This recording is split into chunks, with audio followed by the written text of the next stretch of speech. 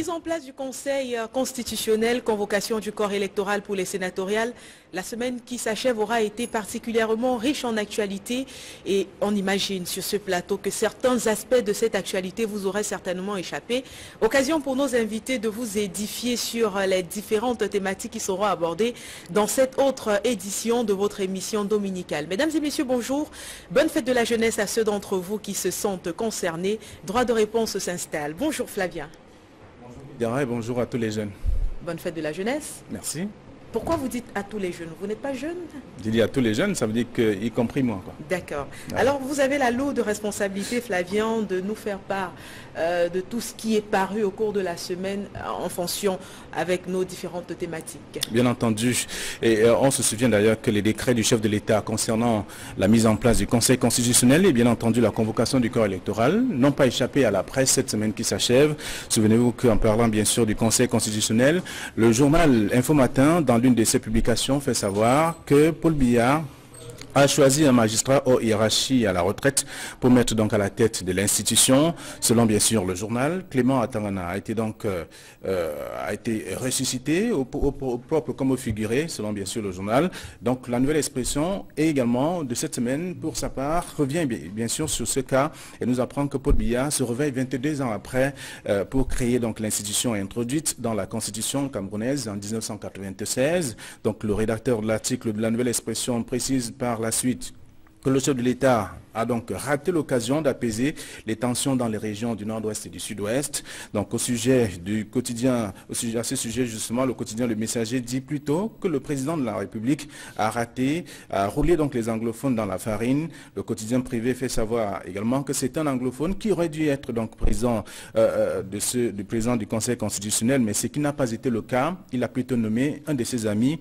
Le quotidien de l'économie explique plutôt que Paul Biya a recyclé les classiques du régime, quoique déjà à la retraite pour certains, pour assurer justement ses arrières dans une autre livraison du quotidien privé, Le Messager. Malgré notamment tout cela, il est dit que le chef de l'État prépare bien entendu sa vacance en nommant bien sûr ses amis. Selon bien sûr le journal, dans le constat fait, Le Messager est allé au-delà, notamment en donnant la parole à quelques experts qui pensent que Paul Biya a donc été induit en erreur en nommant un francophone à la tête du Conseil constitutionnel. Selon bien sûr mutation, il est donc question sur cette question que le président de la République, bien sûr, les membres du Conseil constitutionnel vont donc être de mèche, et ce qui va donc permettre notamment à cette institution, bien sûr, tous les rendez-vous politiques qui sont également au cours de cette année pour accompagner notamment ce phénomène, et que les 11 entrants de cette situation vont donc accompagner le chef de l'État. Question donc de le reconduire à la tête du pays, à la tête de la magistrature suprême. Le journal et l'essentiel parle également, les qualifie aujourd'hui des sages, les sages qui vont donc justement gérer et prendre des décisions, des grandes décisions même de la République. L'hebdomadaire rappelle que c'est le cas avec notamment les sénatoriales dont le scrutin est prévu pour le 25 mars prochain. Voilà du moins le traitement que la presse a réservé à ce premier sujet dans le cadre de ce rendez-vous dominical. Et parlant de toute autre chose, des sécessionnistes notamment, on apprend que la presse n'a pas manqué également de quoi satisfaire ses lecteurs cette semaine qui s'achève. On sait déjà que le journal Le Soir hebdomadaire faisait savoir que les sécessionnistes pris donc en flagrant délit et qui plaideront non coupables courent la peine de mort à cause des multiples chefs d'accusation que seul le journal semble donc maîtriser, et tout au moins avec bien sûr des révélations fortes, toutes ces choses-là qui pourraient donc tout au moins mettre mal les ONG, les organisations internationales qui n'ont pas échappé, en tout cas, n'ont pas raté l'occasion de se prononcer sur cette question. C'est d'ailleurs le cas avec le REDAC qui dit dans la nouvelle expression avoir saisi bien sûr le Conseil constitutionnel et la Commission africaine des droits de l'homme au nom de plusieurs autres acteurs impliqués dans la crise anglophone pour établir la vérité. Mais de quelle vérité parle donc? En tout cas, le journal, la nouvelle expression n'est pas revenue sur cette vérité-là, mais parle plutôt d'Ayouk Tabé et compagnie, bien que la thèse du rapatriement des leaders sécessionnistes arrêtés donc au Nigeria ait été développée par le quotidien gouvernemental Cameroun Tribune. La controverse enfle toujours au sein donc de la classe politique et même de la société civile, mais avec une question à la clé: expatriés ou encore extradés? C'est une grosse question Le journal Kalara ne répond donc pas à cette question, mais le journal du monde juridico-judiciaire s'intéresse plutôt au non-dit de l'extradition de Ayoub Tabet, tout en interrogeant d'ailleurs le silence de Yaoundé de Abuja sur les conditions d'extradition. Kalara fait savoir également que le Haut Commissariat des réfugiés dénonce bien sûr les violations des droits internationaux humanitaires, tout en rappelant que c'est tout un mystère sur le lieu de détention des leaders sécessionnistes. Et un mystère qui perdure, Flavien, il faut le préciser à votre suite. On vous remercie notamment d'être revenu sur ces différents sujets avec vous, avec nous, bien évidemment. C'est moi qui vous remercie. Et on vous retrouve la semaine prochaine. Vous pourrez retourner tranquillement au défilé ou alors continuer de coordonner ce que vous savez. Merci. Bon dimanche à vous. Merci Flavien. Et on poursuit cette édition de droit de réponse en passant par quelque chose que vous connaissez tous. Il s'agit de la présentation des différents panélistes de cette édition. On va commencer par l'extrême gauche et là-bas justement se trouve Célestin Djamène qui est conseiller municipal pour le SDF. Il est également donc cadre au sein de ce parti. Bonjour Célestin, bienvenue. Bonjour Kate et bonjour à tous vos téléspectateurs. C'est un grand plaisir d'être invité une fois de plus sur votre plateau aujourd'hui dans cette célébrissime émission. On rappelle que vous sortez fraîchement du NEC. Oui, j'y reviens et puis je crois que la situation, en tout cas dans la ville de Bamenda, n'est pas aussi rose que voulait bien le présenter le chef de l'État. En tout cas, j'y étais pour le classique, on va dire la classique réunion du NEC. Vous savez qu'on a eu un NEC extrêmement important puisqu'il précède le congrès qui aura lieu le 22, 23 et 24 février prochain, donc dans moins de 14 jours. Et donc ça s'est particulièrement bien passé, les choses ont été clarifiées, les commissions et les sous-commissions ont été mises sur pied, et donc on est fin prêt pour la grande messe des 22, 23, 24 février. Mais je peux vous dire que vraiment quand j'ai écouté le discours du chef de l'État hier, j'ai eu froid au dos parce qu'il semble être décalé. Sur ce discours. Puisque vous êtes anti, on peut en déduire que tout ne se passe pas aussi mal que ça finalement à Bamenda. On va passer à mon extrême droite cette fois-là pour introduire un autre invité de ce panel. Lui, il est journaliste, il est data journaliste d'ailleurs. Il s'agit de Paul Joël Kamchan qui a bien voulu répondre à présent à notre invitation. Bonjour. Bonjour Kate, merci une fois de plus de renouveler cette invitation, ça me va tout droit au cœur. J'apprécie surtout qu'autour de moi, il y a d'illustres panélistes qui ne sont plus à présenter et j'espère être à la hauteur parce que c'est pas souvent facile de parler après eux. Si on vous a invité, c'est que vous serez forcément à la hauteur, ne vous en faites pas. Merci déjà. Après vous, on va faire rentrer un autre conseiller municipal. Il est connu pour ses prises de position, lui également, et pour la force avec laquelle il prend justement position. Il s'agit de Hilaire Zipon, à qui on va également souhaiter la bienvenue. Bonjour Kate, bonjour à tous les téléspectateurs, mais j'ose croire que je serai également à la hauteur, comme vous le souhaitez si tant bien. Donc je pense que l'actualité est très alléchante. L'actualité est très alléchante et les Camerounais ont besoin de savoir beaucoup plus. Donc il faudra faire beaucoup de pédagogie et puis leur donner une vision, certainement qui leur permettra de sortir dans l'impasse dans laquelle le pays se trouve. Le dernier invitant ne le présente plus, mais bon, puisqu'on est dans une traditionnelle présentation des invités, on va tout de même l'introduire, essayer de l'introduire. Il a fait le voyage pour Yaoundé, juste pour vous. Hilaire Zipon parlait tout à l'heure de pédagogie. Avec lui, on va également surfer sur cet aspect. Il s'agit du professeur Messanga Nyamzenga, à qui on va souhaiter la bienvenue également. Bonjour, merci, professeur. Merci. Merci, je voudrais peut-être qu'on précise que du RDPC, en comité central, parce que quand vous présentez les conseillers municipaux, on a besoin de le préciser encore. Je voudrais quand même que pour le souci d'équilibre que vous avez, que les téléspectateurs sachent quand même qu'il y a le parti aussi au pouvoir qui est là. Et je vous remercie pour cette invitation. Mais surtout, je voudrais souhaiter, contrairement à mes amis de l'opposition ici, ils ont oublié que c'est la fête de la jeunesse. Moi, je voudrais souhaiter une bonne fête de la jeunesse à tous les Camerounais de l'intérieur, de l'extérieur du pays, parce que là, il manque un peu de courtoisie.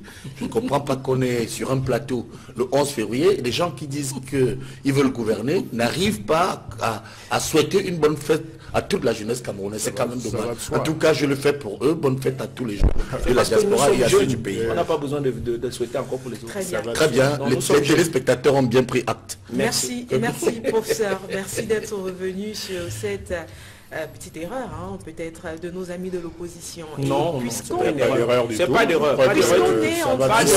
Ils sont toujours en retard. Vous êtes toujours en retard. D'accord, vous allez revenir sur le sujet. Ne vous en faites pas, vous allez vous rattraper si on veut. On parle justement de fait de la jeunesse et on a assisté hier, on a pu suivre le traditionnel discours du chef de l'État qui s'est adressé aux jeunes. Et il est question, avant de commencer cette émission, du moins en guise de sujet d'entrée, de faire l'économie finalement de ce discours-là. On commence par vous, Célestin Djamène. Qu'aurez-vous retenu tout au long de ce discours du président de la République? Oui, je dois d'abord signaler que j'ai trouvé ce discours assez vaseux, assez creux, voire même brumeux. Et il faut dire qu'on n'est pas tellement surpris. On est quand même habitué à cela depuis un certain temps. Mais je dois surtout remarquer que quand il appelle les jeunes à un patriotisme, je ne sais quoi, cybernétique, je crois que le président Biya est assez mal placé pour parler de patriotisme aux jeunes. Parce que quand on est l'homme qui a livré le port en eau profonde de Kribi à Bolloré, quand on est l'homme qui a livré les travaux du deuxième pont sur le Vouri aux Chinois et aux Français, quand on est l'homme qui a livré, n'est-ce pas, la construction des stades de Japoma aux Turcs, celui de Olembe aux Italiens, on est quand même assez mal placé pour parler de patriotisme. Par ailleurs, quand il nous annonce sur le plan économique, le fameux, n'est-ce pas, spécial plan triennal, spécial jeune de 102 milliards, concernant seulement 1 million de jeunes. Je rappelle quand même au passage que le Cameroun est un pays qui a en son sein, n'est-ce pas, une population de 52% constituée de jeunes de 15 à 35 ans. Donc, sortir seulement 102 milliards pour un supposé plan triennal de jeunes, n'est-ce pas, à raison de 500 000 francs par jeune, je trouve ça assez ridicule. Et par ailleurs, on n'a pas le suivi du tout. Et quand il nous sort des chiffres de 473 000 emplois créés en 2017, j'ai envie de rigoler. Tout le monde voit dans les quartiers qu'il y a de plus en plus de chômeurs. D'où sort-il ce chiffre? Quand même assez hallucinant. Et par ailleurs, je dois dire que le chef de l'État fait preuve quand même d'une certaine légèreté quand il parle, quand il dit que la situation dans le sud-ouest et dans le nord-ouest s'est stabilisée. Moi, je reviens du nord-ouest, je peux vous assurer que vendredi, il n'y avait pas de taxi en circulation. Il y avait très peu de motos dans la ville. Il y a eu un gendarme assassiné quasiment sous mes yeux, au Commercial Avenue, à Bamenda. En pleine journée et en plein cœur de la ville, il y a des coups de feu qu'on entend. Ça, c'est la réalité des faits. Alors, soit l'émission a été préenregistrée avec au moins 2 semaines de retard ou d'avance, soit le président Biya est totalement décalé par rapport à la réalité, ce qui est extrêmement inquiétant. Et quand il dit, par ailleurs, que le Cameroun, comment dirais-je, doit améliorer son taux de croissance, que le Cameroun est un pays qui est quand même empreint de résilience et tout, mais je dis, mais dans quelle planète nous sommes? Le président Biya n'est pas en connexion avec les réalités. Je ne souhaite la mort de personne, mais le président Biya n'est plus en situation de gouverner le Cameroun, tout le monde le sait. Et donc, moi je dis que pour revenir au discours, c'est un discours totalement décalé, totalement vaseux, qui ne donne aucune perspective d'avenir. Et je crois par ailleurs qu'il n'a pas à intimider les internautes de la manière un peu peut-être diplomatique qu'il l'a faite, mais en tout cas, on sait bien qu'aujourd'hui l'espace cybernétique est un espace extrêmement délicat. Il est l'homme quand même qui a suspendu Internet dans les régions du sud-ouest et du nord-ouest pendant quand même pratiquement 90 jours. Et donc, venir aujourd'hui pour nous dire qu'il faut s'exprimer sur Internet, je trouve ça assez décalé et assez rétrograde. Merci Célestin Djamène. Et à votre suite, je veux bien relancer Paul Joël Kamtian sur la question. Vous êtes jeune, vous également, du moins le plus jeune des invités qui constituent ce panel aujourd'hui. Par quel bout décidez-vous de prendre le discours du président de la République? Est-ce que vous pensez, vous également, qu'il a roulé une fois de plus la jeunesse dans la boue? Ou alors on a eu affaire à un président qui a la pleine maîtrise des problèmes de son pays et qui a essayé de rassurer la jeunesse? Voyez-vous, lorsque vous écoutez les temps forts de ce discours, il y a plusieurs problèmes à la fois de la nation et des problèmes de la jeunesse qui ont été évoqués. Vous vous rendez compte par endroits que vous avez l'impression que le président ne reçoit pas toutes les informations sur la réalité, sur le terrain. Je vous prends un morceau choisi, par exemple le cas de la situation des régions anglophones, où quand vous écoutez ce que le président a dit et que vous tâtez la réalité sur le terrain, vous sentez qu'en réalité le président est très loin de cette zone-là. Je voudrais encore revenir sur un autre pan de ce discours qui, de mon point de vue, n'est pas la première fois. Le gouvernement ne fait que montrer sa peur et sa crainte face aux réseaux sociaux. Mais c'est dit que c'est fait à dessein, parce que vous avez un gouvernement qui prône l'économie numérique comme si c'était une panacée pour résoudre tout le problème des chômages des jeunes, oubliant que de plus en plus, le Cameroun qui s'est résolument inscrit dans ce qu'on appelle désormais la société de l'information, oublie les grands principes qui gouvernent par exemple les réseaux sociaux, et que face par exemple au problème des libertés publiques qui n'arrivent plus à s'exercer sur les espaces classiques, il y a donc maintenant que les citoyens tendent à aller plutôt sur Internet, exercer cette liberté. Vous avez par exemple la liberté d'accès à l'information, vous avez la liberté d'expression.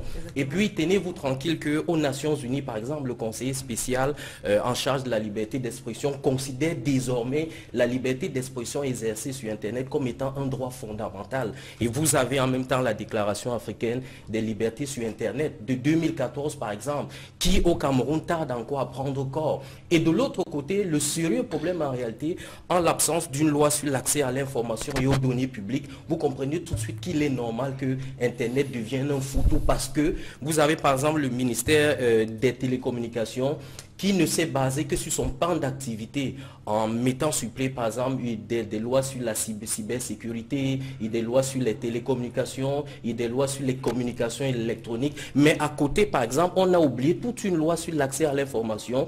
Et puis dans le préambule de la Constitution par exemple, la liberté de l'information et la liberté d'expression sont vaguement évoquées dans le préambule.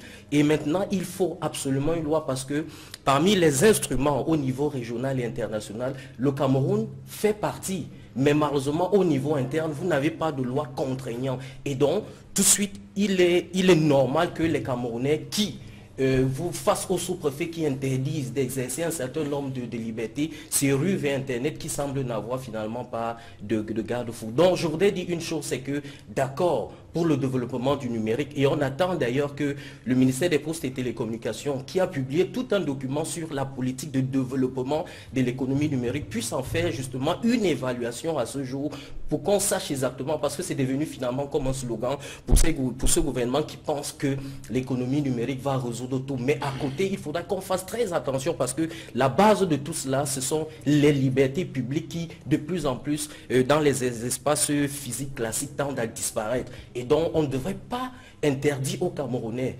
Et puis, ce n'est pas une spécificité camerounaise. Aux États-Unis, en France, partout ailleurs, davantage on exerce les libertés publiques sur Internet. Il y a désormais ce qu'on peut appeler, ce qu'il convient d'appeler des lanceurs d'alerte, qui sont ces personnes qui brisent toutes les conventions pour justement mettre devant de la scène des informations qui jusqu'ici étaient cachées. Et justement, sur ce point, en France comme aux États-Unis, ces lanceurs d'alerte sont protégés. Il y a des textes qui les protègent, mais déjà au Cameroun, vous n'avez pas une loi sur l'accès à l'information aux libertés publiques. Pourtant, on vous dit qu'il existe une liberté d'expression, une liberté d'accès à l'information. Quand vous prenez par exemple la loi sur les archives 2000, son décret d'application de 2001, en fait, ces lois résolvent autant pour moi un problème parcellaire de la question. Parce que ce sont des textes qui se situent en amont. Mais en amont, parce qu'en réalité, ici, ça ne touche que peut-être le troisième âge des archives qui doit être au niveau des archives nationales. Mais vous avez le premier âge, vous avez l'âge intermédiaire, en réalité, qui ont des sérieux problèmes. Et c'est pour ça qu'un fonctionnaire qui a un problème à Maroua, par exemple, est obligé de venir à Yaoundé, attendre au ministère de la fonction publique. Quand il arrive à Yaoundé à 6 h, il faut qu'il attende devant le portail à 11 h pour qu'on ouvre le portail et qu'il se rende finalement compte que la personne qui est en charge de son dossier n'est finalement pas là. Et pourtant, s'il y avait une loi en la matière, étant à Maroua, il pouvait facilement suivre son dossier. D'avoir accès à ces différentes informations. On rappelle que vous êtes data journaliste, vous êtes donc très à l'aise dans cet élément qui est le vôtre. Surtout que c'est mon thème de recherche, les questions d'accès à l'information. La précision en vaut la peine, justement. Hilaire Zipon, je me retourne vers vous à présent. Par quel aspect vous décidez de prendre ce discours du chef de l'État? Est-ce que vous voulez tabler sur les chiffres qu'il nous a donnés, notamment sur la création des emplois jeunes, alors que Célestin Jamel l'a précisé tout à l'heure, on voit de plus en plus de jeunes sortis d'universités d'État ou alors des universités publiques ayant déboursé d'énormes sommes d'argent, se retrouver au quartier sans emploi et sans espoir de vie? Non, je pense que tout à l'heure, à la fin, de Paul Joël. Paul Joël a développé un thème qui me semble tout à fait, c'est celui de lanceur d'alerte. Le lancer d'alerte n'est pas seulement dans le monde de la communication. Il se trouve que nous qui sommes des politiques, bien entendu, qui exerçons au quotidien, nous sommes des lanceurs d'alerte. En ce sens que nous portons à la connaissance du grand public qui nous vote, hein, bien entendu, parfois des déflagrations, des violations de loi. C'est une façon, on doit être suffisamment protégé dans ce sens-là. Nous sommes aussi également des lanceurs d'alerte. Donc je pense que là, il faut encadrer ces lanceurs d'alerte-là pour la société parce que ces gens-là construisent d'une manière ou d'une autre à l'élaboration d'une bonne société. Cela étant dit, il y a l'aspect économique dans lequel, tout à l'heure, Célestin Djamel l'a cité, peut-être pas pour donner. Je vais vous donner peut-être 2-3 exemples. Le président de la République a dit que dans toutes les régions maintenant, on va avoir certainement des écoles. Cela montre à suffisance qu'il y a beaucoup de jeunes qui se forment, dont le besoin est là. Dans le même temps, il ne nous donne pas la perspective de pouvoir les recaser. Qu'en est-il des 25 000 jeunes fonctionnaires qu'on a recrutés? Le bilan aurait été fait, et dans 3 ans après, il nous dit, bon voilà ce que ça a coûté à l'État du Cameroun, le recrutement de ces 25 000 jeunes-là, d'une part. D'autre part, il y a 2 ans, il s'est passé aujourd'hui un colloque qui s'est tenu à Yaoundé, c'était Cameroun Terre d'attractivité, dans lequel le secteur de l'innovation de la jeunesse prenait toute sa place dans le développement de la nation. Les textes, vous avez vu que c'est 3 ans après qu'on met complètement le budget trinal. Et là, je fais bien le truc. Mais ce qui m'a semblé tout à fait intéressant, c'est qu'après le discours du chef de l'État, les membres du gouvernement se sont complètement occupés tous les espaces médiatiques qui existent. On est déjà un tout petit peu habitué à cette façon de procéder. On ne peut que l'apprécier. On ne peut que l'apprécier parce qu'à partir de là, donc maintenant, ils font maintenant le service après-vente du discours du président de la République. Mais comme ils sont parfois en déphasage avec le discours du président, ils nous font des révélations qui nous font promettre. Je vous prends le cas très simple. Le secrétaire général des services du ministère des Finances arrive sur un plateau de télévision, nous dit, bon écoutez, nous n'aurons pas le taux de croissance prévu compte tenu des problèmes anglophones. C'est une avalanche dans laquelle il aurait dû donner au chef de l'État ce rapport-là. Pour que le président de la République ne se porte pas au-devant de la jeunesse en disant donc il y a 400 000 emplois créés. Donc on va avoir un taux de croissance extrêmement bas. Donc il y aura moins de création d'emplois. Premier élément. Ça c'est la révélation qu'il fait. Il nous dit que la crise anglophone nous coûte excessivement cher. Parce qu'aujourd'hui, il faut entretenir les événements sécuritaires. Or, cela est une preuve, s'il en était besoin, qu'on ne va pas résoudre le problème de la violence dans la zone anglophone par le fait que les Camerounais ne sont plus en capacité de suivre. Le pouvoir ne se gère pas par la violence, il se gère par la confiance. Donc là encore, une autre révélation apparaît.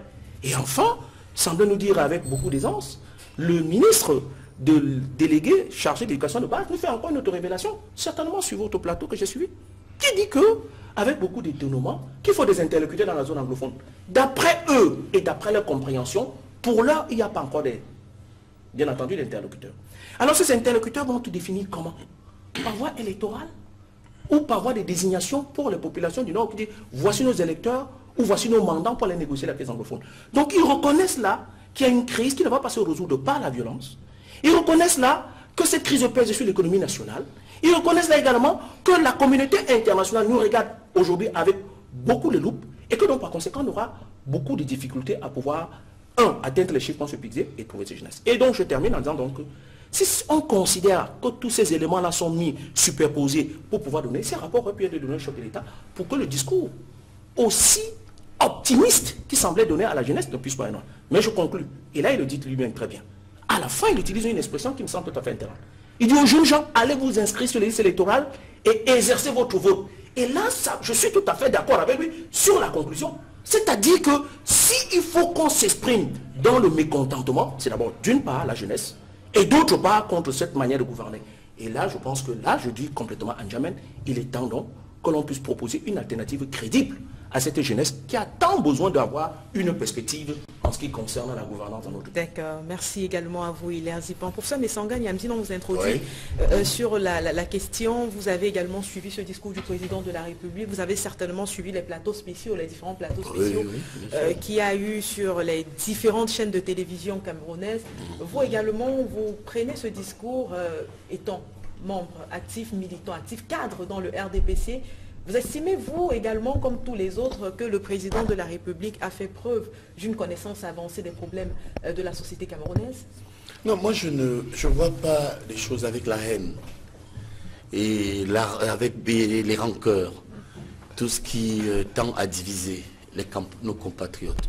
Vous savez, aujourd'hui, la force d'un homme politique, c'est sa capacité à s'arrimer à la réalité sociétale, aux problèmes de notre temps, vous verrez que nous sommes nombreux sur la scène politique.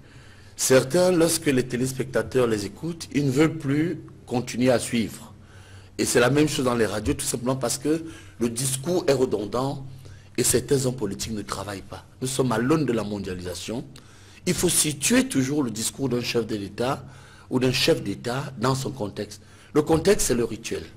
Le rituel où, le 11 février, fête de la jeunesse, le Cameroun, l'un des rares pays au monde, où le chef de l'État, où les chefs d'État successifs consacrent une fête de la jeunesse à nos jeunes citoyens. Donc il faut donc comprendre que c'est le contexte. Ce n'est pas la campagne politique. Le président a là une occasion, une fois par an, pour faire un bilan, évaluer la politique et les relations que l'État a vis-à-vis de sa jeunesse. C'est de ça qu'il s'agit. Vous voyez, des partis politiques faibles comme les N'Djamène, le SDF, qui n'arrivent pas à s'entendre sur un certain nombre de valeurs, saisissent toujours les occasions et les sorties du chef de l'État pour parler. Vous voyez, il n'a rien dit. Il n'a pas dit, voilà ce que le SDF pense de la jeunesse. C'est pareil pour Zipan, mais ils sont faiblement tournés vers le chef de l'État et la critique, mais ne nous disent pas que, à la place du chef de l'État, on allait dire ceci ou cela. C'est pourquoi moi je voudrais quand même vous dire que le discours du président repose sur 3 séquences, des séquences très fortes. Il est parti d'un constat international, les troubles, une société internationale instable. Il a montré dans un deuxième temps, effectivement, que le Cameroun faisait des efforts pour sa jeunesse et il n'a pas hésité, il a été très honnête, un homme responsable. D'ailleurs, pour moi, c'est un discours testamentaire. Je vous assure, depuis 35-36 ans, je n'ai jamais eu aussi froid lorsque j'ai entendu le chef de l'État comme lorsque j'ai entendu le chef de l'État hier. Son discours était profond. Il a posé 3 problèmes forts dans cette deuxième séquence vis-à-vis de la jeunesse. Ne vous posez pas la question, c'est que votre nation peut faire pour vous. Mais ce que vous faites pour le Cameroun. Ça m'a rappelé un peu Kennedy, qui posait déjà ce problème. Et puis, deuxième temps fort de cette deuxième séquence, il a dit qu'il fallait respecter les autres.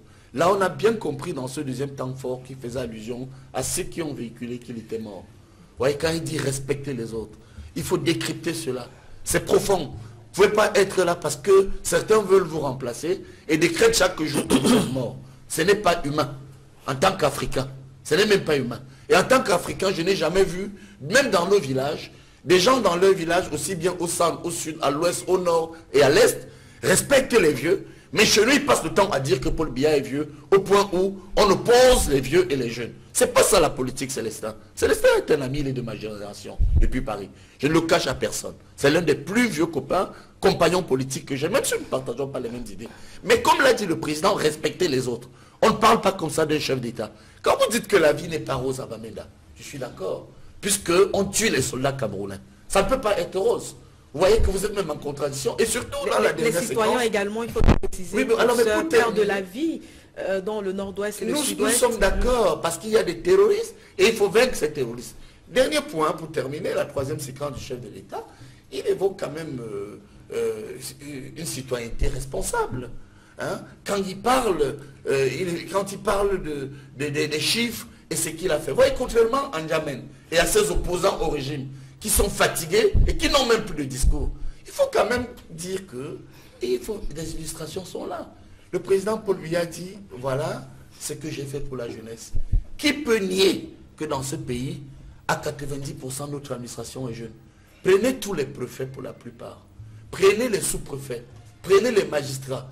Un pays où les gens vont à 5 ans à la retraite. Vous dites que les jeunes sont dans l'activité. Je suis d'accord. On est jeune jusqu'à quel âge, professeur? Alors là, je ne sais pas. Dites que peut-être que moi je vais à la cinquantaine maintenant, je suis vieux, je ne crois pas. Moi j'ai commencé en tout cas la politique à 19 ans, ça peut témoigner de cela. À 23 ans, j'étais déjà le patron de mon parti à Paris.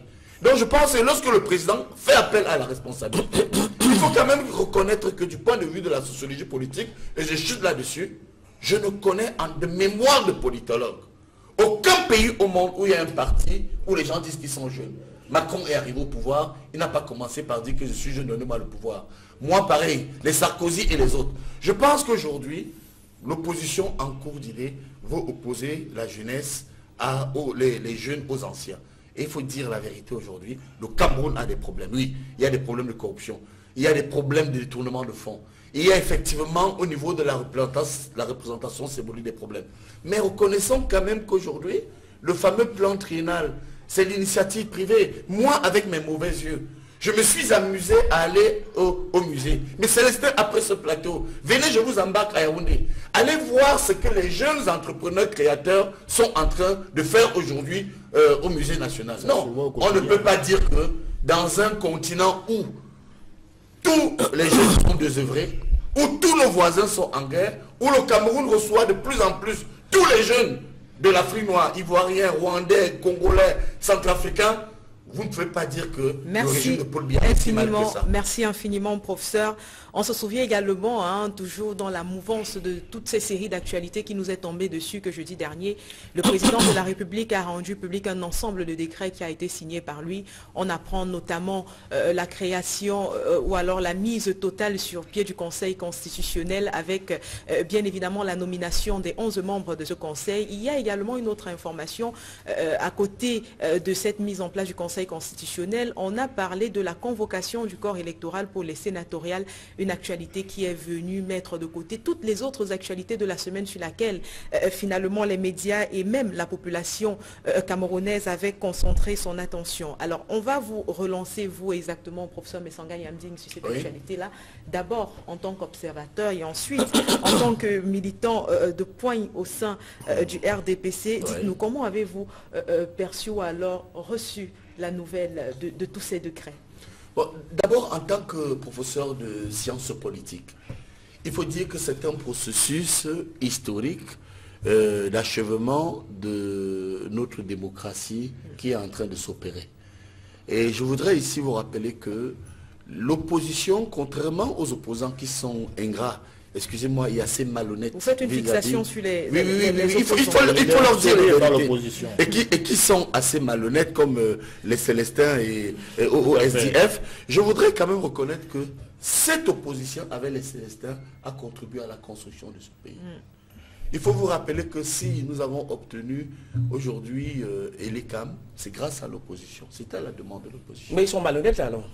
Mais non, je dis que contrairement à eux, qui ne reconnaissent pas ce que nous faisons du bien, parce que pour moi, je suis tout cela dans le contexte de la malhonnêteté. Je n'ai jamais vu Célestin ou vous-même. Qu'avez-vous fait de bien? Ne nous éloignons pas. Permettez-moi. Qu'avez-vous fait de bien? Alors non, parce qu'ils sont secteur par secteur, justice, santé, infrastructure. Qu'est-ce que vous avez fait de bien dans ce pays? Vous n'allez pas me dire, Célestin. Alors je voudrais vous dire que... Ne nous éloignons pas de la question qui a été posée. Ils ne peuvent pas me distraire, oui, vous en faites pas. Je suis un méthodologue. Ce que je voudrais ici dire, contrairement à eux, nous, au RDP, sommes de bonne foi. L'opposition, en tant que contre-pouvoir, nous a incité à mettre en place certaines institutions. Et les CAM, et même lorsqu'il y a eu... nous, on a voulu la révision des listes électorales, et ils ont dit non, pas de révision, il faudrait tout simplement complètement dissoudre et recommencer ce processus. Mais l'opposition a été aussi un acteur décisif, je me rappelle, avec mon ami Célestin, il faut le dire, dans tous les plateaux, et je peux vous dire, depuis 15 ans, ils se plaignaient tous de ce qu'on n'avait pas le Conseil constitutionnel. Aujourd'hui, le président a mis en place le Conseil constitutionnel. Le processus a peut-être été long, nous sommes d'accord. On va en parler. Le président Paul Biya n'est pas particulièrement un homme imprudent. Vous savez que le président Paul Biya a son rythme, il prend toujours le temps et on se rend quand même compte qu'il arrive à mettre en place ces institutions. D'accord, professeur.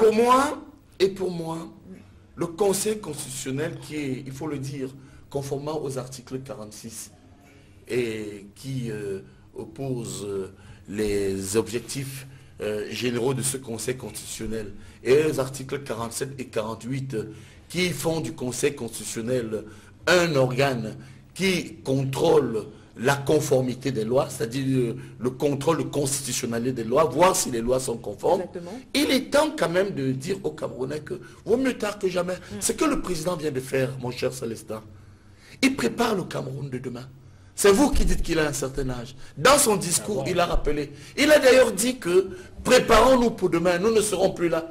Vous voulez que le président parte sans laisser en place des institutions? Je pense que c'est une très bonne chose. Merci. Personne aujourd'hui ne peut nier cela, professeur. Même si quelque part, en matière des membres, écoutez, il a fait un choix. On reviendra sur cette question, professeur. Je pense que vous avez planté le décor justement de ce Conseil constitutionnel. On rappelle, entre autres missions de ce Conseil, qu'il a la lourde responsabilité de constater la vacance de la présidence de la République, contrôler les élections, promulguer également les résultats de ces élections-là. Alors, il faut dire que si dans le RDPC, on a accueilli avec joie... Avec beaucoup de soulagement. Et beaucoup de soulagement, merci professeur, cette annonce. Dans l'opposition, cela n'a pas toujours été le cas. Il y a eu une sorte de levée de bouclier, si on peut appeler cela comme ça, avec des personnes qui critiquaient notamment le profil des membres choisis pour ce Conseil constitutionnel, là, le profil même également du président de ce Conseil constitutionnel à la personne de Clément Atangana.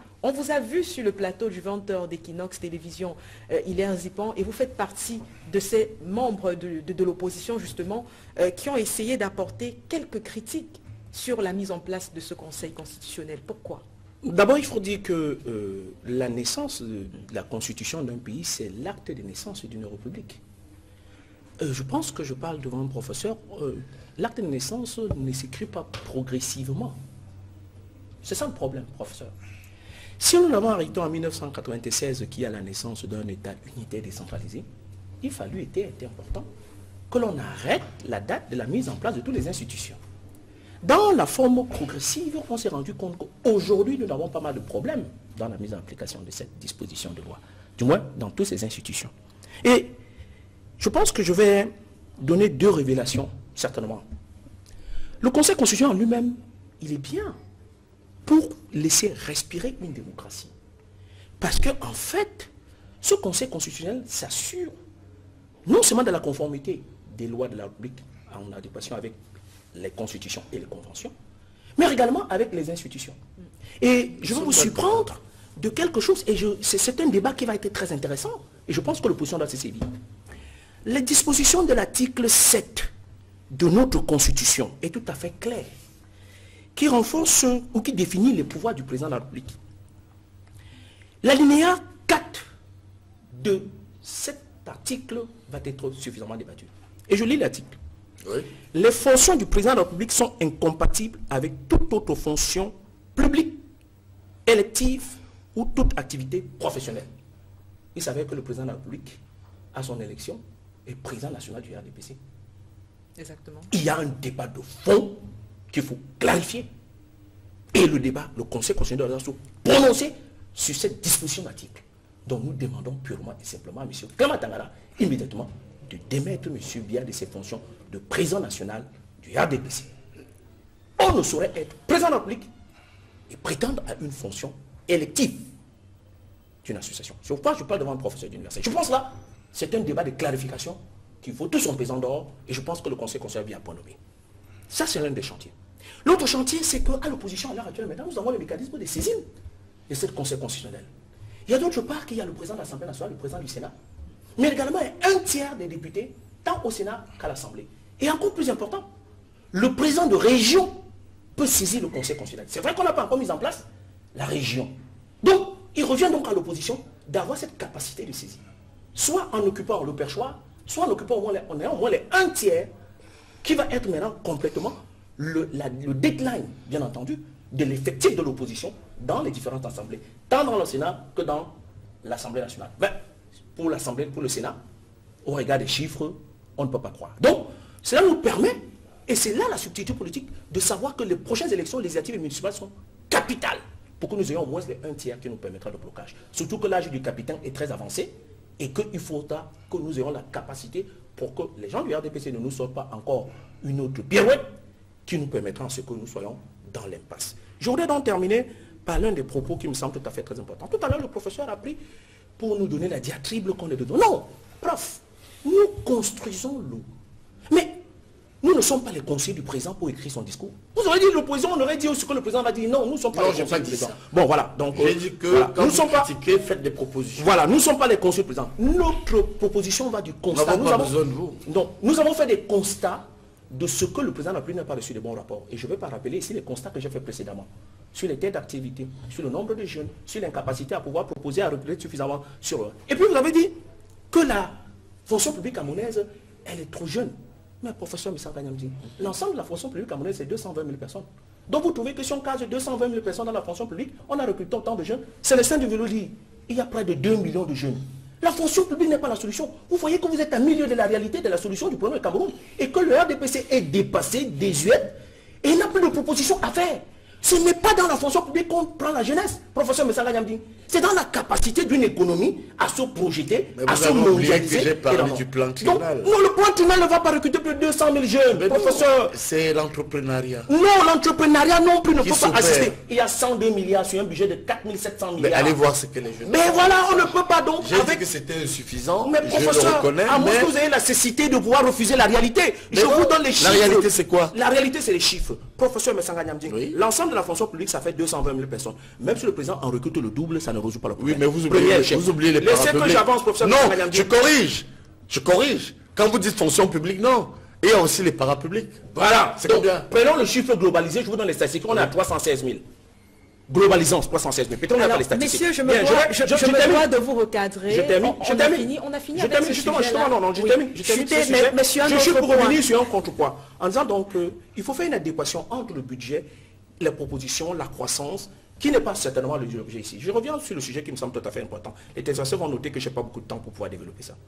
Sur le Conseil constitutionnel lui-même, et c'est peut-être la disposition que je viens de vous lire, dans laquelle nous peut se solidariser, pour qu'on essaie de les mettre. Parce que, en fait, cette disposition a permis au RDPC de faire de l'État le parti. C'est-à-dire que quand vous voyez un sous-préfet s'exprimer, il prend la photo du président national, le président de la République, il met derrière lui. Je suis d'accord. Mais est-il président national ou président du RDPC? Il y a quelle ambiguïté. Lorsqu'on se rend compte que les arbitrages dans les instances du RDPC sont faits par les préfets et les sous-préfets, on a le droit de se poser la question. Je terminerai en disant donc que le président de la République n'est pas sorti dans son rôle. Il a un discours très clinicienne. Quand vous prenez Elekam, c'est un retraité qui conduit Elekam. Quand vous prenez la commission Mafani sur le bilinguisme et le multilatisme, c'est un retraité qui le fait.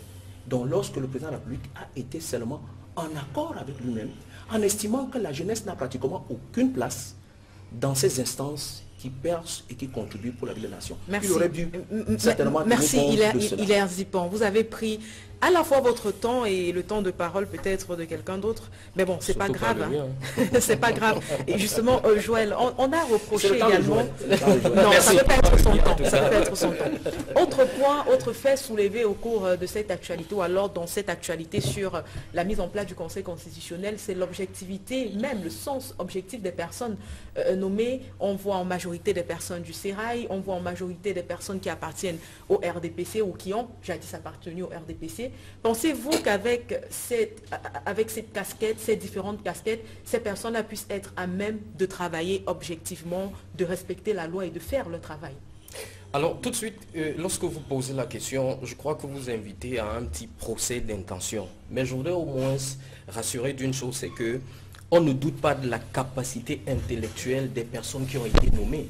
Maintenant, si vous voulez adosser leur passé de militants, d'anciens hauts commis de l'État, là tout de suite on ne peut pas percevoir cela parce qu'il faudra bien les juger au pied du mur. Vous avez quand même au sein de ce conseil des grands enseignants d'université, des spécialistes de la Constitution comme le professeur Lekene Donfak, vous avez des anthropologues comme Paul Cuy et toutes les personnes qu'on a même pu remarquer. C'est un constitutionnaliste. Sauf que je me rends compte tout de même qu'il y a un problème de réelle représentativité au sein du Conseil constitutionnel. Vous avez Paul Cuy comme brandi comme étant celui qui représente l'opposition. Je crois que c'est un très haut cadre du SDF.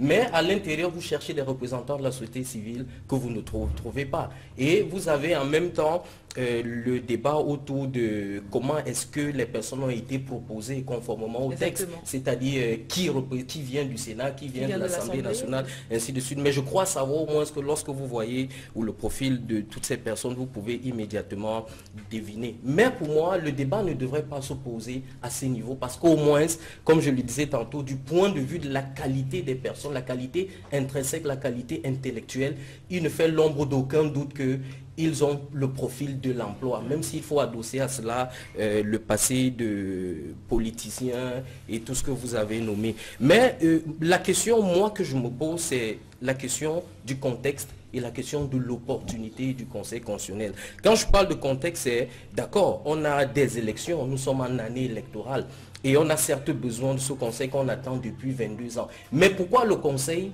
constitutionnel et non l'élection des conseillers régionaux, par exemple, qui, si jamais il y avait ces conseillers régionaux, ça aurait pu crédibiliser les prochains sénatoriales qui arrivent, parce que comme vous le savez, ils sont votés à la fois par les conseillers municipaux et les conseillers régionaux. Est-ce qu'il était opportun, parlant donc de l'opportunité d'avoir plutôt le Conseil constitutionnel en lieu et place des conseillers régionaux? Tout de suite, on peut développer plusieurs hypothèses quant à ce que le pouvoir voit en place. Parce que ne perdez toujours pas de vue que s'il y a un élément que le pouvoir prend en compte, c'est bien entendu l'enjeu politique. C'est-à-dire à chaque fois que vous verrez M. Biya apposer sa signature au bas d'un document, c'est que l'enjeu politique est déjà signifié. C'est un enjeu qui est compris à l'intérieur, mais à l'extérieur, on nous laisse croire, et ce qui est d'ailleurs une vérité, c'est que ça fait partie de l'arsenal institutionnel qu'il faut compléter selon que la Constitution l'aurait prévu. D'accord. Il y a également, Célestin Djamène, c'est vrai qu'on a déjà fait le débat sur le profil des personnes nommées. On a 2 anglophones, on a une femme, on a 11 membres au total qui sont en majorité des membres ou des anciens membres du RDPC. Et il y a que certains membres de l'opposition et de la société civile ont dénoncé ici la volonté du président de la République à vouloir verrouiller les élections. Est-ce que vous pensez justement comme eux que ce Conseil constitutionnel, plutôt que d'aider finalement à stabiliser, à clarifier les choses, va plutôt précipiter l'opposition dans un gouffre profond? Oui, ce n'est pas une révélation que de dire que le président a voulu verrouiller le processus électoral. Mais d'abord, avant de répondre très précisément à votre question, Kate, je dois quand même rafraîchir la mémoire de mon ami Pascal Nyamdine pour rappeler que M. Biya, le président actuel, a été ministre à 29 ans. C'est très jeune. Je dirais même beaucoup moins que ça, parce que quand il a regagné le cabinet de M. Aurélien Tekembouma, l'ancien ministre de l'Éducation nationale, il avait moins de 26 ans. M. Biya est président de la République à 49 ans. Nous avons ici devant nous un brillantissime juriste, M. Nyamdine, qui a moins de 55 ans. Et M. Biya n'a pas trouvé mieux que de nommer un presque octogénaire comme président du Conseil constitutionnel. C'est une insulte à la jeunesse. Et je crois que, en honnête homme, Pascal, aujourd'hui, le reconnaît. M. Biya parle de la jeunesse dans ses discours, mais il ne pratique pas la jeunesse. C'est une honte, il faut le dire. On est jeune à quel âge? Est-ce que c'est Mais écoutez, la jeunesse, c'est pas 77 ans quand même. Vous en conviendrez avec moi. Hein? C'est un premier point. Maintenant, ou 60 ans. Quand vous regardez très bien, par ailleurs, quand Pascal Nyamdine nous dit que le SI est parti faible, c'est ce parti faible qui, en 92, tout le monde le sait, a remporté l'élection présidentielle. C'est ce parti faible qui, en 1996, a remporté les élections municipales. Qui à Yaoundé, d'un trait de plume, on a effacé au moins 5 communes, gagnées par le SIF. Tout le monde le sait. Voilà le parti faible. Moi, je ne le sais pas. Voilà le parti faible. Quand vous dites tout le monde maintenant, le sait, tous les Camerounais, bonne foi, le savent. savent. Je ne sais pas. Tu le sais. Maintenant, je dois dire, pour répondre précisément à votre question, j'ai soutenu que Paul Biya avait gagné. Ça, c'est des faits. Si vous ne le savez pas, tant pis pour vous. La majorité des Camerounais le savent. Maintenant, sur le Conseil constitutionnel, c'est vrai que cet organe, le Conseil constitutionnel, a 3 attributions principales. D'abord, c'est un juge électoral. N'oubliez pas que le Conseil constitutionnel s'occupe aussi du contentieux électoral, en tout cas pour les élections référendaires, législatives et présidentielles. Donc c'est un organe essentiel. Par ailleurs, ce Conseil constitutionnel constate la vacance du président de la République. Faut-il voir d'ailleurs un lien avec cette précipitation à mettre sur pied, avant les élections régionales, le Conseil constitutionnel? Tout le monde se serait attendu que M. Biya mette en place les élections régionales. Mais il ne trouve pas mieux que de mettre en place ce à quoi on s'attendait le moins, à savoir le Conseil constitutionnel. Donc, est-ce que le président est au crépuscule de sa vie? Je ne souhaite rien, pas de mal à mes adversaires politiques. Mais tout conduit à penser qu'effectivement, il y a un lien entre la vacance du pouvoir et la mise sur pied aujourd'hui du Conseil constitutionnel. Surtout que ça arrive 22 ans après seulement. Par ailleurs, quand vous regardez la réforme du Conseil constitutionnel, le 21 avril 2004, l'article 7 prévoit ceci. Le président de la République désigne par décret les 11 membres du Conseil constitutionnel, répartis de la manière suivante. 3 désignés par le président de l'Assemblée nationale, après avis du bureau de la Chambre, 3 désignés par le président du Sénat après avis du bureau, et 2 par le Conseil supérieur de la magistrature. Dans le décret du 7 février dernier, M. Biya, dans la même page, désigne les 11 membres du Conseil constitutionnel. On peut donc supposer qu'on n'a pas requis l'avis des présidents et du Sénat, du Conseil de l'Assemblée nationale et du Conseil supérieur de la magistrature. Donc il y a déjà, cet acte est déjà entaché de graves illégalités, il faut bien le dire. Pourquoi n'a-t-on pas consulté, comme le prévoit les textes, la Constitution, les membres du bureau de l'Assemblée et du Sénat? C'est un acte d'extrême illégalité. Par ailleurs, on modifie la Constitution le 10 avril 2008. Et on vous dit qu'on passe de 9 ans de mandat pour les membres du Conseil constitutionnel non renouvelable, à 6 ans. Non renouvelable, s'il vous plaît, à 6 ans, éventuellement renouvelable. On voit donc là que ça flaire un trafic d'influence. Ça veut dire que les gens qu'on va nommer, on leur dit en substance, écoutez, vous allez faire votre travail qu'on vous demande de faire, sinon, on ne peut peut-être pas vous renouveler.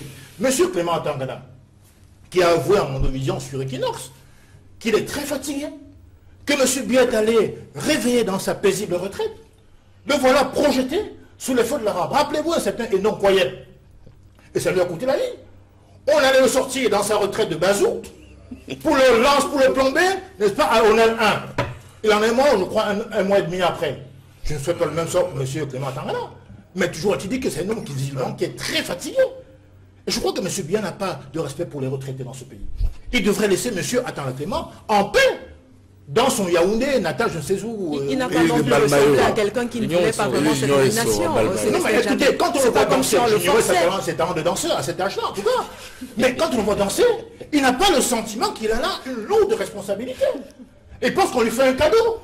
Mais c'est assez extraordinaire. Donc moi je dis que le président de la République doit apprendre à respecter les retraités. C'est parce que lui, à 86 ans, il s'accroche encore pouvoir, malgré sa fatigue. 85. Malgré sa fatigue. Ne lui ajoutez pas un an. Malgré sa fatigue, qu'il doit penser qu'il doit aller chercher les retraités de leur paisible retraite pour les mettre, n'est-ce pas, au four et au moulin. Ce n'est pas sérieux. Maintenant, ce que je dois dire, c'est que le Conseil constitutionnel est un organe extrêmement vital. Vous voyez, ELECAM, selon la loi, organise, gère et supervise les élections. Mais ELECAM n'a pas le droit de proclamer les résultats. D'où vient-il qu'un organe qui gère les élections, qui les supervise, qui arrange tout, n'a pas le droit de proclamer les résultats? Il le confie à un de ses amis. M. Clément Tangana a toujours dit haut et fort, à qui vous l'entendez, qu'il a toujours servi M. Biya et qu'il le servira toujours. Je rappelle qu'il a été président de la commission du recensement des votes. C'est un orfèvre en matière de fraude électorale. Il a été l'agent du RDPC, n'est-ce pas? En 2011, tout le monde s'en souvient. Où il a validé les dossiers du RDPC dans les villages où le RDPC n'était même pas... Vous le dites, mais j'espère que si vous êtes saisi, vous allez apporter les preuves. Absolument, vous êtes en train de dire. Vos confrères l'ont écrit à l'époque. Je n'ai pas inventé, je n'invente pas ce que je raconte. Donc c'est pour dire que... Je mets en cause, non pas comme l'a dit Joël, la compétence de ces magistrats, n'est-ce pas? Le problème, c'est leur indépendance. Parce que quand on dit éventuellement renouvelable, ça pose déjà un problème. Ils ne peuvent pas être indépendants. Ils sont là pour proclamer les résultats. Il faudrait déjà qu'on revienne sur la Constitution, l'article 15 alinéa 1, qui dit que, effectivement, il faut 15 jours pour proclamer les résultats. Pourquoi 15 jours? Le Nigeria récemment a proclamé les résultats à 20 h. Le Bénin l'a fait. Il n'y a pas assez d'informaticien au Cameroun pour permettre qu'on puisse proclamer les résultats des élections présidentielles à 20 h. Donc tout ça, c'est pour, n'est-ce pas, encourager le tripatouillage, pour, comme d'habitude, arranger des résultats pour le RDPC, et nous ne l'acceptons pas. Merci. Et pour finir, merci Célestin Djamène. Vous finissez au moins pour la 3e fois sans finir aussi. Moi, j'ai le temps de parole le plus infime. Mais c'est pas vrai. Pas du tout. On vous laisse parler, mais on connaissait que nous sommes gentils. Le Conseil constitutionnel est normal, qui doit être exclusivement composé de juristes. Mon ami Paul Cuy, qui était un excellent anthropologue, pour moi, je suis désolé, n'avait pas sa place au Conseil constitutionnel. Parce qu'en vérité... L'anthropologie? Un anthropologue. Le Conseil constitutionnel a la compétence. C'est un organe, c'est un juge, c'est un organe qui rend des décisions en matière de contentieux électoral. C'est un organe qui, effectivement, constate la vacance. Et c'est un organe qui essaye de réguler les institutions de la République. Donc, moi, je pense qu'il faut éviter de faire la diversion. D'accord. On vous a très bien compris également sur cette thématique-là. Et puis, avant de revenir à vous, Hilaire Zipon, puisqu'il y a quand même un ordre de prise de parole sur ce plateau, on aimerait préciser, professeur Sanga, que outre le conseil... que vous faites de la bonne police d'antenne. Hein. Je vous remercie. Outre le conseil constitutionnel, on a également parlé de la convocation, bien évidemment, du corps électoral pour les sénatoriales.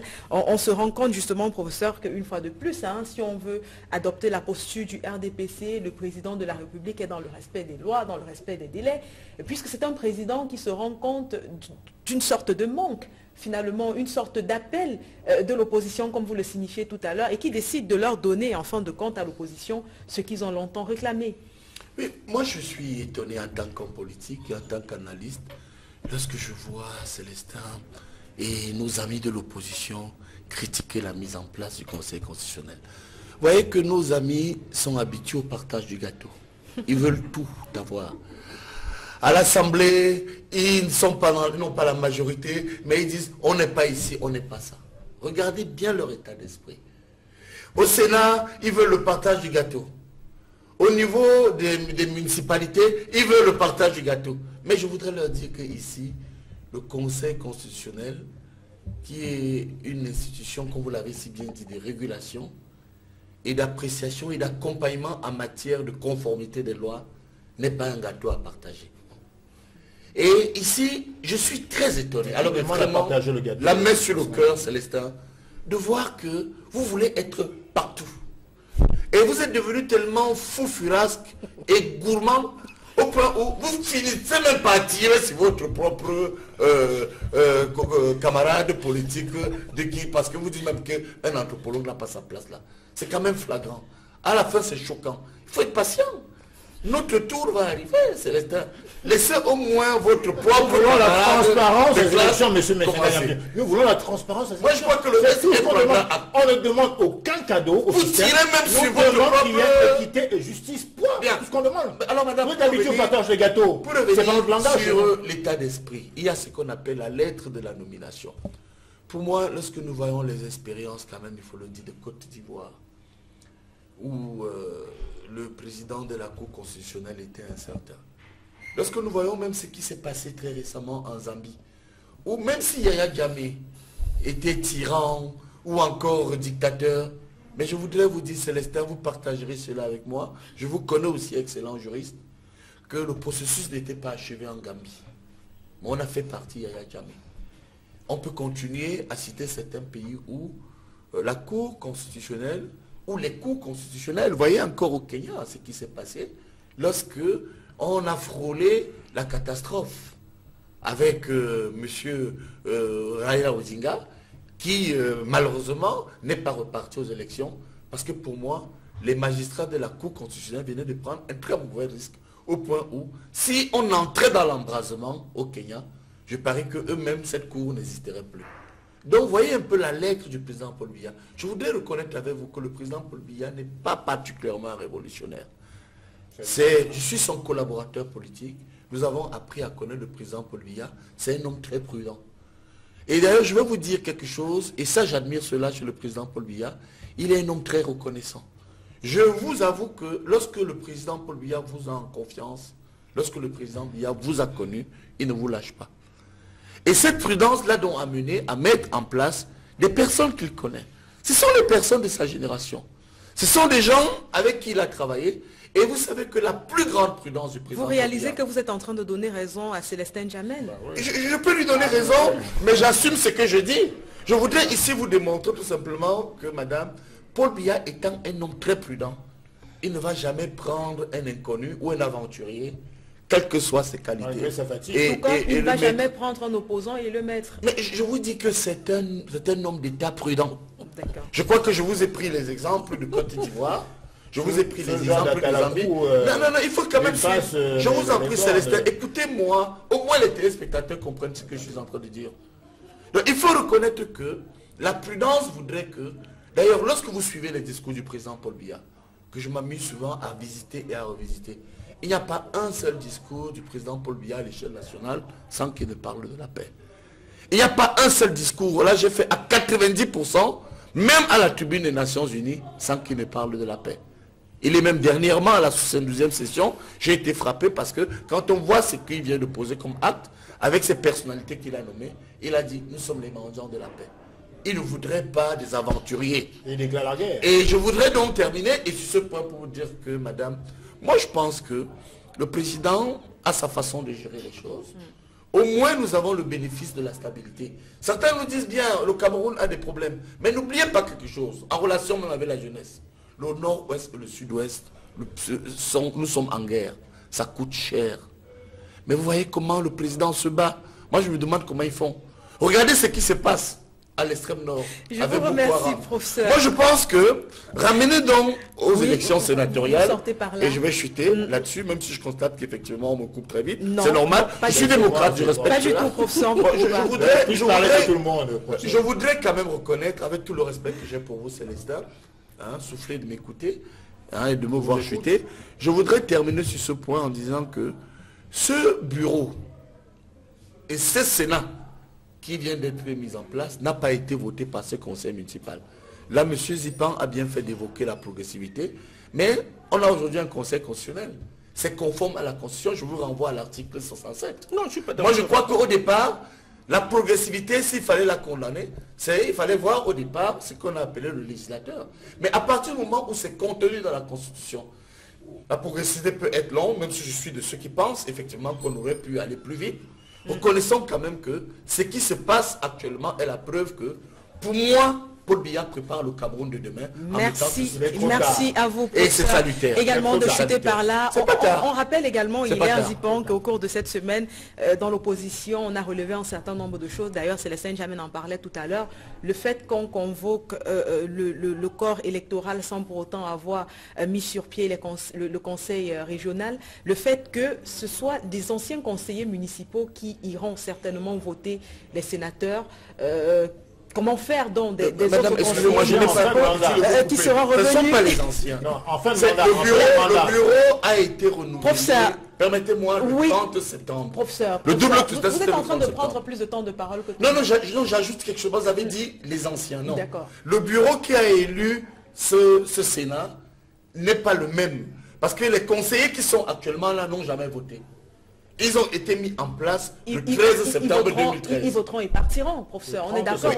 Oui, mais parce que bien avant aussi, les anciens ont voté, rappelez-vous, c'était le 14 avril 2013. Mais ce n'est pas l'ordre normal des choses de toutes les façons. Alors, ce qui a quand même mené les gens à dire que le président de la République, une fois de plus, a mis la charrue avant les bœufs. Ben, je pense que là, le professeur a chuté quand même et il a mis le bémol, mais avec une pédale très douce. Il a dit que la progressivité posait un problème. Ça, il le reconnaît. Et de la même manière qu'il a reconnu que... Nous sommes d'accord. Bien d'accord. De la même manière, il n'a pas reconnu que l'article 7 alinéa 4 pouvoir poser sur un autre problème au Conseil constitutionnel. Et le Conseil va apprécier. Voilà, bien entendu, en supposant qu'il va avoir dans cet amendement, il y a une violation flagrante. Non, ne lisez pas dans l'enveloppe. C'est-à-dire que le président... Ne faites pas comme Célestin Jamin qui lit dans l'enveloppe. C'est pas l'objet. Ces membres ne pourront pas... C'est pas l'objet. C'est pas l'objet. Aucune indépendance. C'est pas l'objet. Allez-y. C'est pas l'objet. Donc, par conséquent, le fait qu'on n'a pas mis ça en place, dans son rôle ou dans sa programmation normale, faire en sorte qu'on va se chevaucher maintenant. Et c'est tout à fait normal. Mais je pense qu'on ne devrait pas se plaindre parce que là maintenant on est complètement dans la mouvance. Nous sommes dans la démocratie. Nous sommes dans cette mouvance-là. Donc moi, ce que je m'attendrais, je prêcherai pour notre chapelle à l'opposition, c'est de savoir comment tirer profit de cela. Parce que dans la programmation telle qu'elle est faite à l'heure actuelle, nous aurons certainement des élections sénatoriales, municipales et législatives, et enfin les élections présidentielles. Maintenant, je pense que le calendrier est tout à fait clair pour chacun. Il a toujours été clair. Hein. Bien, jusqu'à pour ça. Il a toujours été clair. Maintenant, il s'avère qu'en avril, moi j'ai voté, parce que j'étais à l'époque, j'étais conseiller. Il était question de savoir comment, d'une manière dynamique, on pouvait occuper les espaces. Je vous prends un cas très simple, madame. L'UDC, avec 224 conseillers municipaux, à cette époque-là, à l'ouest, et le SDF en avait 106. Quand vous faisiez l'addition, certainement, on avait pratiquement tous les sénateurs de l'Ouest qui rentraient dans la chapelle de l'opposition. Ça, c'était évident. Le Nord-Ouest posait quelques petits problèmes parce que, à l'actualisation certainement des chiffres des conseillers municipaux, le RDPC a eu un ascendant. Vous avez vu que c'est avec une très courte tête, que le RDPC a pris la mise complètement dans le Nord-Ouest. Ce qui ne semblait pas être, c'était pratiquement les deux régions, à la limite, quand statistiquement on prenait, qui nous donnait la possibilité à l'opposition de pouvoir gagner dans une bonne dynamique. Maintenant, il y a un problème qui va se poser, c'est que on n'a pas tiré profit de ça. Nous sommes allés certainement en rang, mais si, on est allé en rang dispersé. Et ce qui fait que, au bout, lorsqu'on a renouvelé complètement, cette fois-là, les conseillers municipaux, vous voyez par exemple dans la région de l'Ouest, par exemple, que l'UDC est passé à 163 conseillers, le RDPC, le SDF est passé à 47, et le SDF et le RDPC a complètement allé en ascendant. Pourtant, par contre, c'était des sénateurs, vous attendez, le sénateur et sénateur de la région. Ils avaient pour l'autant investi certainement des listes et ils avaient fait campagne en tant que sénateur d'être suffisamment représentatif de la commune. Parce que pour le moment, il n'y a pas encore les régions. Mais dans la région de la Damawa, le SDF n'a tiré profit que d'à peine 5 conseillers municipaux, malgré toutes les listes investies, pour la plupart dans beaucoup de communes de la Damawa. En résumé, qu'est-ce que ça veut dire? Ça donne que l'opposition a abordé le problème manifestement du mauvais côté. Et là maintenant, il faut qu'on aborde le problème du bon côté. Parce que qu'est-ce qui est dans les chiffres? Quand vous prenez les chiffres, le seul endroit ou la seule région où l'opposition, il faut trouver 43 voix, c'est le nord-ouest, entre le différentiel entre les conseillers du RDPC et les conseillers du SDF. Et toutes les autres régions, c'est pratiquement en double. C'est-à-dire que le RDPC a pratiquement en double. Ce que nous souhaitons, c'est que le RDPC, dans bien entendu sa discipline, obtient complètement les 70 sénateurs. À ce moment-là va se poser donc un problème réel de la représentativité de ce Sénat-là dans la vie de la nation. Il faut qu'ils aient vraiment les 70 sénateurs. Parce que s'affranchir ou trouver un autre mécanisme d'un concubinage dans lequel le RDPC va se rentrer là-dedans, va plomber la visibilité, la non-visibilité à l'opposition. Or, si le RDPC a complètement ses 70 sénateurs, il est établi que mécaniquement, la stratégie mise en place par l'opposition n'est pas la bonne. Et on va se ressaisir parce que nous allons rectifier le tir pour les élections municipales et les élections législatives. Avec pour point d'orgue avoir au moins un tiers de blocage au niveau de l'Assemblée nationale. Mieux, on peut même obtenir le Premier ministre. Parce que le Premier ministre doit refléter l'Assemblée nationale et non le Sénat. Donc par conséquent, si l'opposition s'organise très bien, on peut modifier la trajectoire, la vision, et bien entendu l'apocalypse que nous prévoit un peu ici le RDPC par le biais de juste pour dire, il est qu'en fait, il se situe encore dans les projections. Mais lorsqu'on manipule les données disponibles... Ils saisissent des plateaux pour dire l'opposition doit s'unir. Ils saisissent des plateaux.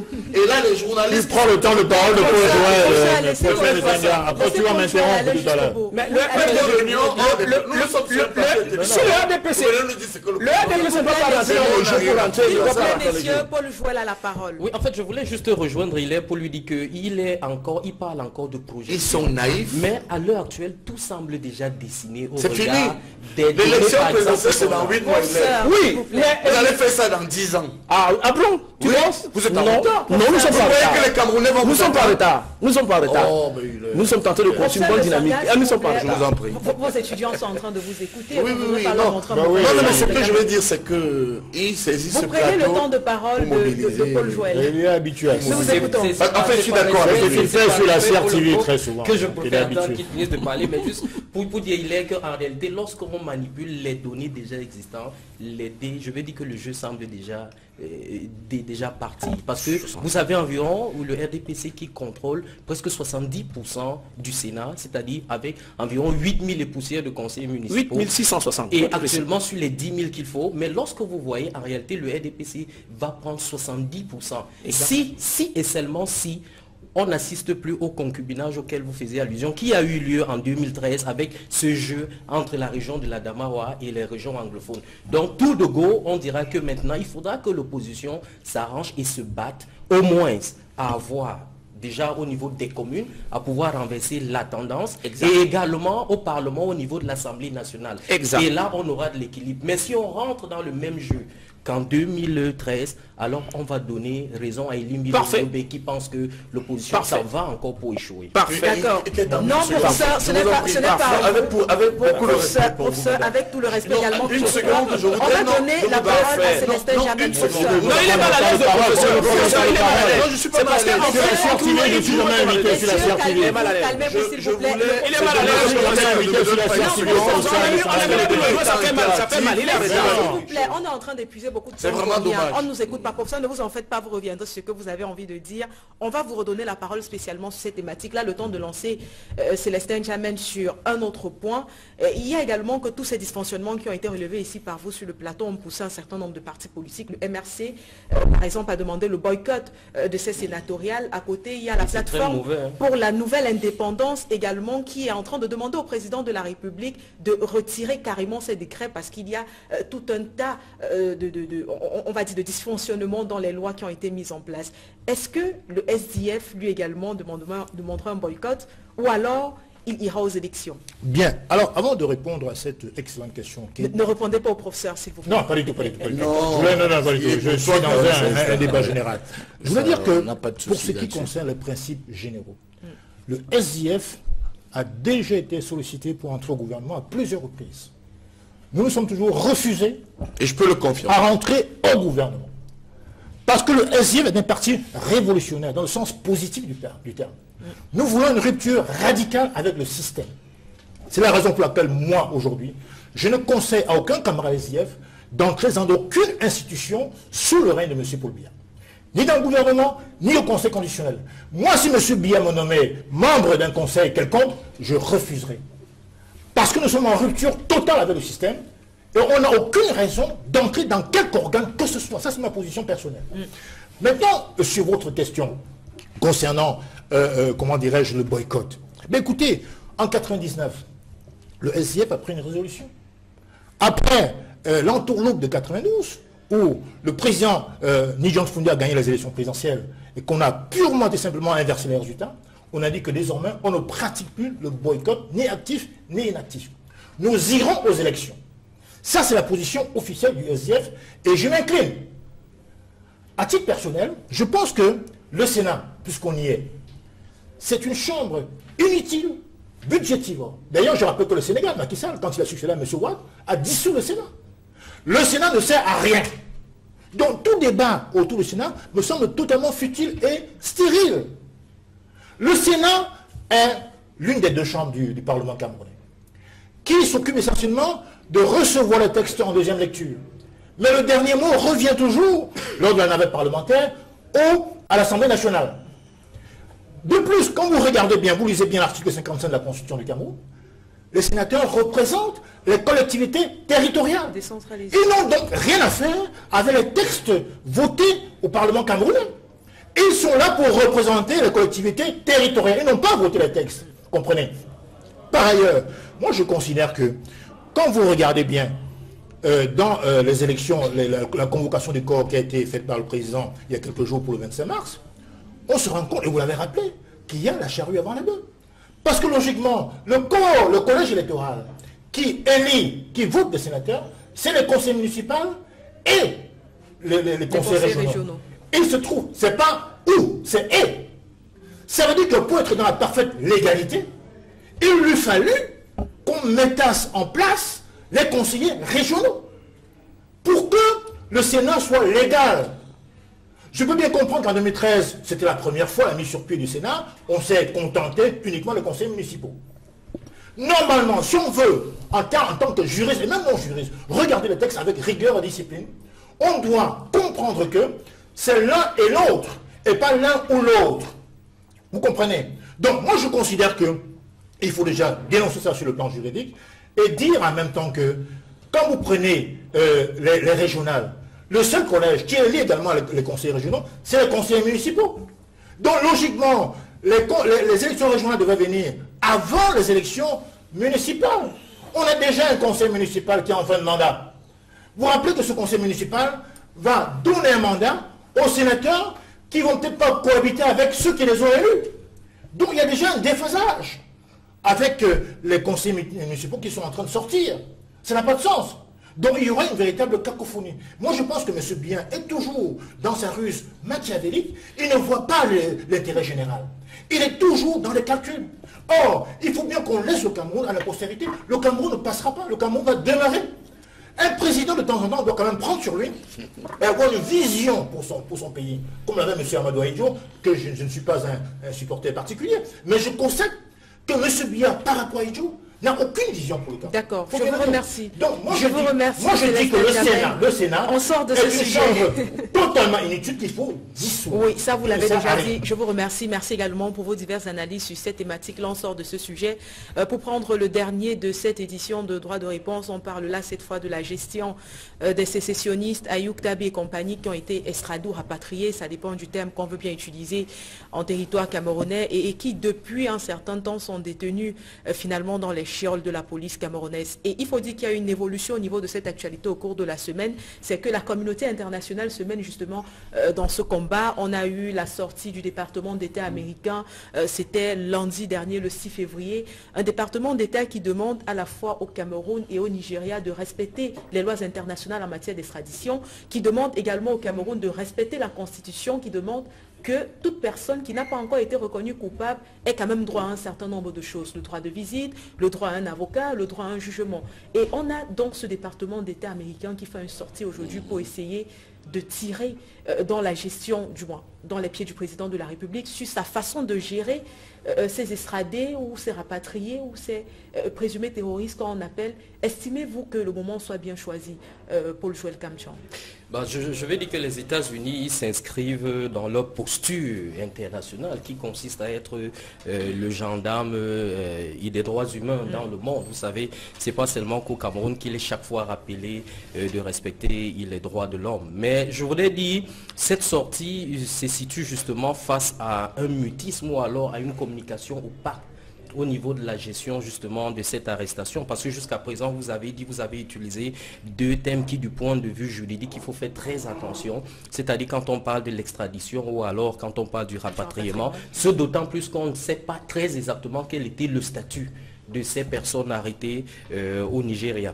Mais je vais dire, on a quand même eu les sorties de Tiroma, le ministre de la Communication, qui, vous vous rappelez, était un point de presse et non une conférence de presse. C'est-à-dire, il s'est contenté de donner une information qui situait la position du gouvernement, notamment à savoir qu'effectivement, l'armée camerounaise détenait ces personnes. Mais maintenant, ça aurait pu être une conférence de presse et on aurait pu avoir plus de clarification. Mais je crois que cela participe quand même de la ruse du gouvernement à ne rester que d'un point de vue informationnel, c'est-à-dire on vous donne l'information quant à la présence et pour le reste, on nous a fait croire que la justice était déjà saisie du dossier. Mais on sait tout de même que dans les familles, c'est pas très intéressant, il n'y a pas quand même de bonnes nouvelles quant à ce que vous avez appelé le droit de visite. Déjà que les avocats n'ont pas... Tabé, Lilian Tabé, qui justement dénonçait le fait de n'avoir pas encore eu la possibilité de savoir si son mari, son époux est encore vivant ou pas. Bien sûr. Et pour simplement dire que même étant au Nigeria, je crois qu'au niveau de la communauté internationale, on s'était déjà offusqué de la façon avec laquelle ces personnes avaient été arrêtées ou interpellées selon l'angle par lequel on peut apprécier l'affaire. Mais toujours est-il que c'était en ce moment des avocats au niveau panafricain qui appelaient le Nigeria à les relâcher. Donc, je veux dire, on ne saurait condamner la position des États-Unis qui, comme vous le savez, et le professeur Messanga Nyamdi est mieux situé que moi pour apprécier cela, que en fait c'est une posture tout à fait normale, une posture qui consiste à justement à surveiller les droits de l'homme, même si en la matière les États-Unis ne sont pas un exemple. D'accord, mais professeur, est-ce que ce n'est pas une sorte d'acharnement sur le Cameroun? Parce qu'il faut préciser que juste après le département d'État américain, on a 2 jours plus tard, mercredi 8 février, la sortie de l'Union européenne qui précise les mêmes choses, qui demande qu'un dialogue soit établi, qui demande qu'il y ait une sorte de respect dans le traitement de ces réfugiés. Est-ce qu'on n'a pas comme l'impression que l'international est en train de se lever aujourd'hui contre le Cameroun sur cette affaire? Non, le Cameroun est membre de la communauté internationale. D'ailleurs, il ne faudrait pas toujours voir les incriminations partout et croire qu'il y a un acharnement vis-à-vis du Cameroun. Lorsqu'Amnesty intervient, certains disent acharnement, Transparency acharnement, Crisis Group acharnement. Non, je pense que le Cameroun est un État moderne et qui préoccupe la communauté internationale. D'ailleurs, du point de vue historique, vous verrez que nous sommes pupilles des Nations Unies et la stabilité du Cameroun a un impact sur la sous-région. Il est important que ce pays qui nous a habitués et qui a habitué surtout la scène internationale à la démocratie et à la justice, il est tout à fait normal que cette communauté internationale s'intéresse à nous. Mais il y a quelque chose aussi qui peut amuser beaucoup de personnes lorsqu'on vient parler d'Ayoub Tabé. Qui n'a pas vu Ayoub Tabé? dire qu'il va tuer, il va prendre la lutte armée comme moyen d'obtenir effectivement la cessation du territoire du Cameroun. Il faut peut-être rappeler aussi à ceux qui nous écoutent qu'il s'agit d'une question où la communauté internationale n'a jamais eu à remettre en cause l'intégrité du territoire du Cameroun. Il y a les Nations Unies qui reconnaissent le territoire du Cameroun.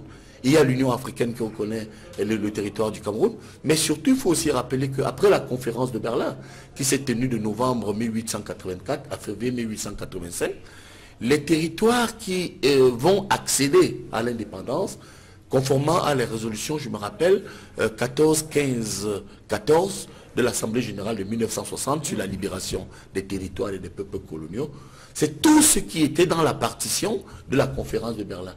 Ça veut dire que tous les États qui étaient sous l'emprise des colonies, des États coloniaux, ces États sont accédés normalement et juridiquement à l'indépendance. Et au fond, est-ce que le problème du territoire du Cameroun se pose du point de vue du droit international? Non. Et c'est ça qu'il faut expliquer aux uns aux autres. Que la question du territoire camerounais n'est pas négociable à l'échelle nationale, à l'échelle régionale, avec l'Union africaine et à l'échelle internationale. Maintenant, qui est Ayou Tabé? C'est un terroriste. Il a tué, il a continué à tuer. Mais maintenant, rappelez-vous, madame, si nous étions dans certaines... sur certaines chaînes de télévision. On rappelle qu'on n'a plus beaucoup de temps pour ça. Oui, comme moi je vois par exemple en Europe, vous avez eu des invités ici, où nous avons analysé les conditions d'extraction d'Ayou Tabé. Moi j'étais de ceux qui disaient que le Nigeria va ramener Ayou Tabé. Moi je crois qu'au lieu de repasser les micros à gauche, à droite, comme certaines de nos télévisions font, vous serez allés chercher aux archers et vous aurez dit, bon, tel analyste avait raison sur notre plateau, voilà ce qu'il a fait. On l'a fait, rassurez-vous. Parce que Ayou Tabé, on l'a fait dans notre reportage. Non, au niveau du statut international, Ayou Tabé n'avait pas une carte de réfugié. Il était en passe de l'avoir. Donc maintenant qu'il est au Cameroun, vous savez qu'en matière de terrorisme, oui, je voudrais faire un clin d'œil aux États-Unis avec l'affaire de Guantanamo. Guantanamo, prenez le cas de Guantanamo. Vous pensez qu'ici, il faut le rappeler, ce sont des terroristes et il faudrait une certaine exploitation parce que, et je suis là-dessus, on a découvert qu'il y a des ponctes du régime impliqués dans cette affaire. Moi, je voudrais vous dire, je suis allé au 7, j'ai eu certaines informations qui m'ont donné la chair de poule. Quand on parlait de complot, certains nous trouvaient alarmistes. Moi, je vous confirme sur ce plateau, exclusivité votre émission, qu'il y a des ponctes du régime dedans. On peut aussi constater qu'il y a eu une manipulation à l'effet de déstabiliser le Cameroun. Et vous avez vu, troisièmement, ce n'est pas par hasard, lorsque Ayou Tabé a été arrêté et sa bande, que certains ont finalement décidé que le président Paul Biya était mort. Pour preuve, le ministre d'État Marafa a fait un communiqué. Il est passé partout. Comment on peut comprendre qu'un prisonnier comme Marafa, du jour au lendemain, parle, s'adresse à la nation à travers les réseaux sociaux? Merci pour Donc je voulais vous dire que je vous remercie. Donnons le temps au temps. C'est un problème de menace et de sécurité nationale. C'est vrai Il faut que ces gens soient punis conformément à la loi. On est en train d'empiéter déjà sur le temps qui n'est plus le nôtre. Non, vous avez totalement raison, professeur. Je parlais du temps qui n'est plus le nôtre, mais on va donner quand même la possibilité à Hilaire Zibon et à Célestin Jamen de dire un mot là-dessus. Surtout en rappelant qu'on a le commissariat des réfugiés qui a fait une sortie également au cours de l'appel. Professeur, s'il vous plaît, au cours de l'appel, il rappelait que 14 000 réfugiés camerounais sont désormais au Nigeria et que le niveau même de sécurité était passé au niveau de...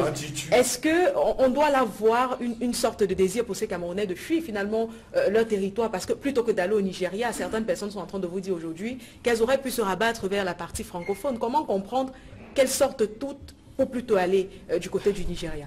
D'abord, il faut dire que quand vous voyez les chiffres dans les écoles... En très peu de temps. Oui, quand vous voyez les chiffres dans les écoles, vous considérez par vous-même que beaucoup des anglophones sont venus s'inscrire pour ce qui est des régions du littoral et du machin. Je pense que le ministre des Affaires de l'enseignement secondaire a donné les chiffres dans ce sens-là.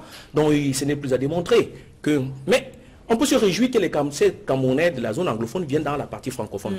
Preuve s'il en était besoin qu'ils se sentent d'abord Camerounais avant d'être je ne sais pas quoi que ce soit. Donc, la deuxième chose que je veux dire, c'est que les États-Unis sont très mal placés pour nous donner des instants. Quand ils sont allés rabattre Ben Laden, je pense que là, il n'y avait pas de droit international. Je pense que, comme dit quelqu'un, les relations internationales, c'est la plus grande hypocrisie. Il s'avère que lorsque vous êtes de votre intérêt, on prêche votre chapelle. Quand vous êtes contre votre intérêt, elle est contre votre intérêt. Mais je voudrais aussi terminer sur ce sujet en donnant peut-être quelques indications. Il faut dire que la violence de l'État, aujourd'hui, ne va pas résoudre le problème. Parce que l'État, c'est d'abord la confiance. Donc il faut faire renaître la confiance dans la zone anglophone. Et c'est ça qui est le plus dur. Donc je pense que c'est des mesures conservatrices que nous prenons pour pouvoir sécuriser l'intégrité territoriale. Ça, on en devient, on est tout à fait d'accord là-dessus. Mais maintenant, la méthodologie pour pacifier la situation n'est pas la bonne. Et je pense que là, nous devons plutôt proposer, parce que le RDPC est complètement à bout d'idées dans cette capacité de proposition, et je pense qu'il revient donc complètement à l'opposition de se ressaisir. Et là, Joël, je pense que, comme tu l'as peut-être dit, il faut donc maintenant qu'à l'opposition, qu'on ait soit une opposition conservatrice, qui ne sort pas des sentiers battus, des mauvaises stratégies, ou une opposition progressiste qui fait mienne de la situation actuelle, comme un peu ce que les gens proposent là, le boycott. Le boycott aux élections sénatoriales n'existe pas, parce que le conseil municipal a l'obligation d'aller voter. Donc il n'y a pas de boycott. Donc il faut seulement dire que on s'attire à la faveur. Bien entendu, donc il n'y a pas de boycott, donc c'est encore une mauvaise stratégie. C'est parce que ces partis-là se sont inscrits pour la plupart dans les élections présidentielles. J'ai suivi des partis politiques qui ont deux conseillers qui font les élections présidentielles et qui sont complètement non pour dire que quoi. Non, je prête ma chapelle. Ça dit qu'à l'opposition, il y a une solution, il y a une situation extraordinaire qu'il faut la saisir. Et là, maintenant, il faut que l'unité de l'opposition puisse se faire. On vous a compris, on va sortir de cette dernière question. Célestin Diamène. Professeur, on se souvient que vous n'avez pas la culture de la démocratie. Vous n'avez pas la culture de la démocratie. Allez régler vos problèmes hors du plateau. Il est très mal à l'aise. C'est un problème simple. La culture de la démocratie.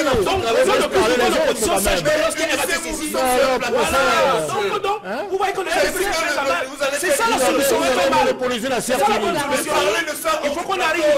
Voilà, justement, c'est ça que nous intéresse. Je peux vous garantir que quand vous parlez tous ensemble, on n'écoute personne. Oui, bien sûr. Ça sonne très mal à la maison. Donc on ne vous a pas du tout écouté dans tout ce que vous étiez en train de dire. Je me tourne vers vous, Célestin Diamène. J'étais en train de vous dire justement que mardi dernier, il y a l'ORIDA qui a fait une sortie, le réseau des défenseurs des droits humains qui a justement fait une sortie au cours de laquelle elle demande que la liste des 47 sécessionnistes qui ont été soit rapatriés, soit extradés vers le Cameroun soit publiée, une liste officielle, parce que jusqu'ici, on a une liste, mais elle n'a rien d'officiel. Le REDAC demande également que les droits de visite soient établis, à la fois pour la famille et pour les avocats de ces personnes, surtout quand on se souvient qu'à côté, il y a un certain Christ Anou, secrétaire général par intérim de l'État fictif d'Ambazonie, qui avait menacé quand même de créer une sorte de génocide si on ne faisait pas une sorte de vidéo pour préciser que Ayoub Tabé était vivant. Est-ce que vous pensez que le gouvernement aujourd'hui est en train de se situer dans une sorte de provocation en refusant de communiquer sur ce sujet? Oui, parce qu'en fait, cette affaire est entrée dans une phase judiciaire. Elle a été judiciarisée. Si je m'en tiens tout au moins au point de presse, M. Tiroma, et dit que les 47 personnalités que vous avez citées ont été remis aux mains de la justice. Donc, il faut éviter les agitations et les provocations en les désignant déjà comme terroristes. S'ils ont été remis entre les mains de la justice, eh bien, laissez la justice les définir comme étant des terroristes. Il est bien vrai que M. Ayoub Tabé s'est proclamé président de l'État fictif d'Ambazonie. Moi, je pense qu'on est un peuple uni, une nation unie, un peuple fort. Je ne crois pas au fantasme de M. Ayoub Tabé. Mais je pense, en revanche, que M. Biya, qui est réfractaire, qui est rétif au dialogue, devrait néanmoins dialoguer, non seulement avec M. Fontem Neba et M. Agbobala, mais également avec M. Ayoub Tabé. Je suis convaincu que ce monsieur a des frustrations. C'est un Camerounais. Monsieur Biya, des interlocuteurs anglophones. Lui-même, il ne croit pas. Permettez, il ne croit pas à ce dites aux anglophones d'envoyer des interlocuteurs. Il attend cela. Moi, je pense qu'à l'intérieur du Cameroun, nous pouvons résoudre nous-mêmes cette question sans avoir affaire à la communauté internationale. Donc, moi, je pense que le principal responsable de cette affaire, c'est M. Biya. Le SDF a toujours prôné le dialogue inclusif.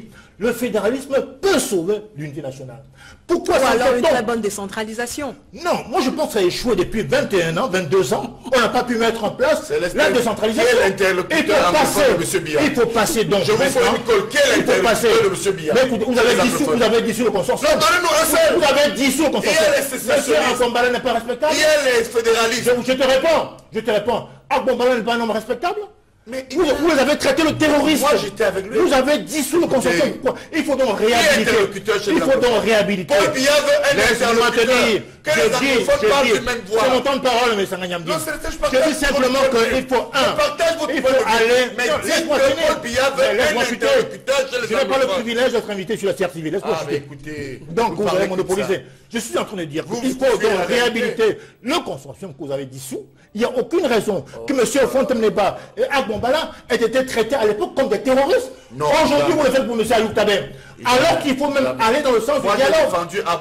Et mettre en place, justement, et toi tes amis ont traité de terroriste, c'est pas normal. Il y a une contradiction. Donc moi je pense qu'aujourd'hui, c'est ça le problème. Mais il y en a partout dans le sud-ouest. Mais dites de la bien télé. sûr. Quel interlocuteur par exemple, il n'est pas le seul. Attendez, mais Sanganyamdine, vous avez refusé le dialogue. Vous avez prononcé, vous avez fait une approche, vous êtes dans une logique de guerre. Ce n'est pas admissible. Mais bien sûr, moi je reviens du nord-ouest. Il y a des militaires avec des pare-balles, les gilets pare-balles partout dans la ville. À l'entrée et dans la ville. Je l'ai vu. Donc vous militarisez la ville. Vous refusez le fédéralisme, le débat sur le fédéralisme. Ce n'est pas normal. Mais non, il y a pas de droit. Donc moi je dis qu'aujourd'hui... Je vous remercie, messieurs. Pascal, je vous dis qu'aujourd'hui, il faut aller vers le dialogue. Comme M. Biya, ton Dieu refuse. Je vous remercie, Célestin Gamel. Il y a plein. Merci d'avoir répondu présent à cette invitation. Merci également d'avoir édifié ou d'avoir tenté d'édifier nos différents téléspectateurs tout au long de cette autre édition de Droit de réponse. On va se retrouver la semaine prochaine, si Dieu le veut bien. On vous laisse en compagnie des programmes d'Equinox Télévision qui se suivent.